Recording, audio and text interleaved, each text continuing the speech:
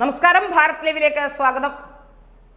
സനാതനം എന്നാൽ പുരാതനം, നീതിയും സത്യവുമുള്ള മതങ്ങൾ നൂറ്റാണ്ടുകളായി നിലനിൽക്കും. പറയുന്നത് ആരാണെന്നല്ലേ? നമ്മുടെ രജനീകാന്ത്. ഹിന്ദുമതത്തിന്റെ പ്രാധാന്യത്തെപ്പറ്റി ഓർമ്മിപ്പിക്കുകയാണ് രജനീകാന്ത്. ഹിന്ദുമതത്തെയും ഹിന്ദു വിശ്വാസങ്ങളെയും മുറുകെ പിടിക്കുന്ന താരം കൂടിയാണ് രജനീകാന്ത്. തന്റെ വിശ്വാസത്തെപ്പറ്റി തുറന്നു പറയാൻ ഒരു തരത്തിലുള്ള മടിയും അദ്ദേഹം കാണിക്കാറില്ല. ആത്മീയതയോടുള്ള അദ്ദേഹത്തിന്റെ താല്പര്യം വർഷങ്ങൾക്ക് മുമ്പ് തന്നെ അദ്ദേഹം വ്യക്തമാക്കിയിട്ടുമുണ്ട്. സനാതന ധർമ്മത്തെ ഹൃദയത്തിൽ കൊണ്ടു നടക്കുന്നതിനാൽ തന്നെ ചില വിഭാഗങ്ങൾ അദ്ദേഹത്തെ നിരന്തരം ആക്ഷേപിക്കുകയും അധിക്ഷേപിക്കുകയും ചെയ്യുന്നുണ്ട്. എന്നാൽ അതിനെയെല്ലാം മറികടന്നുകൊണ്ട് അയോധ്യയിലെ രാമക്ഷേത്ര നിർമ്മാണ പ്രാണപ്രതിഷ്ഠാ ചടങ്ങിലും താരം പങ്കെടുത്തിരുന്നു. ഇപ്പോൾ സനാതന ധർമ്മത്തെക്കുറിച്ച് അദ്ദേഹം വിശദീകരിക്കുന്ന ഒരു വീഡിയോയാണ് സമൂഹ മാധ്യമങ്ങളിൽ നിറയുന്നത്. ലാൽ സലാം എന്ന തന്റെ പുതിയ ചിത്രത്തിന്റെ ഓഡിയോ ലോഞ്ചിൽ വെച്ചാണ് ഹിന്ദുമതത്തെ പറ്റി അദ്ദേഹം വാചാലനായത്. ക്രിസ്തുമതം, ഇസ്ലാം മതം, ജൈനമതം, ബുദ്ധമതം എന്നിങ്ങനെ എല്ലാ മതത്തിനും ഒരു സ്ഥാപകനുണ്ട്.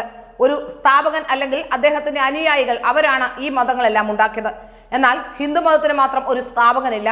അത് സനാതനമാണ്, അതായത് പുരാതനം. ഋഷികൾ ധ്യാനത്തിലിരിക്കുമ്പോൾ അവർ പോലും അറിയാതെ വന്നിരുന്ന ശബ്ദം, അതാണ് വേദം.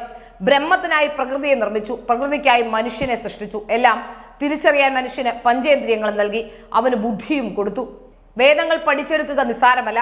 വേദങ്ങൾ പഠിച്ചവർക്കാകട്ടെ അത് അതേപോലെ പറഞ്ഞു മനസ്സിലാക്കി കൊടുക്കാൻ ബുദ്ധിമുട്ടുണ്ട്. അതിനാൽ വേദങ്ങളെ ലളിതമായി അതിന് സത്തയെ പ്രദാനം ചെയ്യുന്നതിനാണ് ഉപനിഷത്തുകൾ തയ്യാറാക്കിയത്.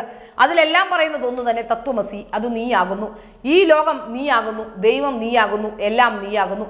ഉപനിഷത്തുകളും നിസ്സാരമായി മനസ്സിലാക്കാൻ സാധിക്കില്ല. അതിനാൽ അതിനെയും ലളിതമാക്കി. അതാണ് ഭഗവത്ഗീത. പരമാത്മാവ് ജീവാത്മാവിനോട് സംസാരിക്കുന്നതാണ് ഭഗവത്ഗീത. മതങ്ങളെല്ലാം തന്നെ മനുഷ്യന്റെ നന്മയ്ക്കാണ്. പല മതങ്ങൾ വന്നു പോയി, എന്നാൽ നീതിയും സത്യവും സത്യസന്ധതയുമുള്ള മതങ്ങൾ നൂറ്റാണ്ടുകളായി നിലനിൽക്കുമെന്നും രജനീകാന്ത് പറയുന്നു. ഏതായാലും രജനീകാന്ത് പ്രാണപ്രതിഷ്ഠയ്ക്ക് പോയ ശേഷം തിരിച്ചു വന്നപ്പോൾ വലിയ തരത്തിലുള്ള വിവാദങ്ങളാണ് ഉണ്ടായത്. എന്നാൽ ആ വിവാദങ്ങളെയൊന്നും താൻ കാര്യമാക്കുന്നില്ല. താൻ വിശ്വസിക്കുന്ന ആ മതത്തിന്റെ ആശയങ്ങൾ വീണ്ടും വീണ്ടും ഉറക്കെ പറയും എന്നുകൂടി പ്രഖ്യാപിക്കുകയാണ് ഈ സിനിമയുടെ ഓഡിയോ ലോഞ്ചിനിടയിൽ നടന്ന ഈ രജനീകാന്തിന്റെ പ്രഭാഷണത്തിൽ നിന്നും നമുക്ക് മനസ്സിലാകുന്നത്.